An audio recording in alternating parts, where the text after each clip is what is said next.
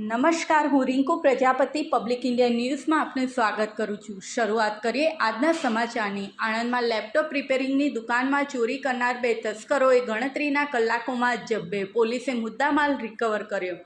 Anand town surveillance સ્ક્વોડની ટીમે શહેરના APC circle પાસે આવેલી ઇનસાઇડ સર્વિસ સેન્ટર નામની દુકાનમાં ગરફોડ ચોરી કરનાર બે તસ્કરોને ચોરીના મુદ્દામાલ સાથે ઝડપી લઈ આગળની કાર્યવાહી હાથ ધરી છે। આણંદ વિદ્યાનગર રોડ પર એપીસી સર્કલ પાસે આવેલ ઇનસાઇડ સોલ્યુશન નામની લેપટોપ રિપેરિંગની દુકાનમાં ગત તારીખ 10 જૂન 2024ના રોજ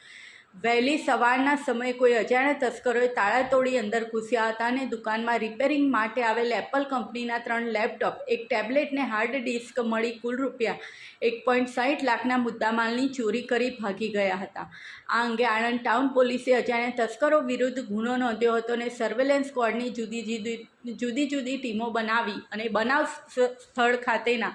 સીસીટીવી ફૂટેજ તેમજ અન્ય જગ્યાઓના સીસીટીવી ફૂટેજની ખાતરી તપાસ કરી હતી, જેમાં ચોરી કરનાર ઈસમે પોતાનું મોટરસાઇકલ સાથે દેખાયો હતો, જેથી પોલીસે આણંદ નેત્રમ શાખાના કેમેરા તેમજ જુદી જગ્યાના સીસીટીવી ફૂટેજની ખાતરી તપાસ કરતા આ ચોર ઈસમોએ આણંદ શહેરમાં જ હોવાનું જણાઈ આવ્યું હતું, જેથી પોલીસે હ્યુમન સોર્સિસના માધ્યમથી ગણતરીના કલાકોમાં જ્યાં ચોરીના ગુનામાં સંડોવાયેલ બંને આરોપી બંટીસિંહ પંચાનંદસિંહ રાજપૂત અને પવન ઉર્ફે રાજેશ ઓમપ્રકાશ ઉર્ફે રમેશ જયસ્વાલને દબોચી લીધા હતા અને તેમની પાસેથી ચોરીમાં ગયેલ એપલ કંપનીના લેપટોપ,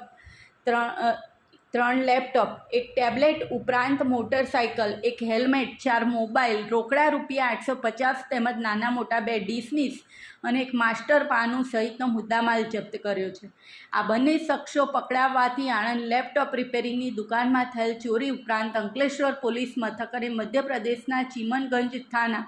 ઉજ્જૈન પોલીસ મથકના ચોરીના ગુનાનો ભેદ ઉકેલાયો છે। આરોપી બંટીસિંહ રાજપૂતે વિરુદ્ધ અગાઉ મહારાષ્ટ્રના જલગાંવ પોલીસ મથકમાં 3, સુરત શહેરના મહિધરપુરા પોલીસ મથકમાં 2 તેમજ મધ્યપ્રદેશના ખારાકુવા પોલીસ મથક, સુરત શહેર ડીસીબી પોલીસ મથક, સુરત શહેર વરાછા પોલીસ મથક અને સુરત શહેર ચોક બજાર પોલીસ મથકમાં એક મળીને કુલ 9 ગુનાઓનો ગરફોડ ચોરીના નોંધાયેલા છે। આ સાથે આજના સમાચારને સમાપ્ત કરીએ છીએ।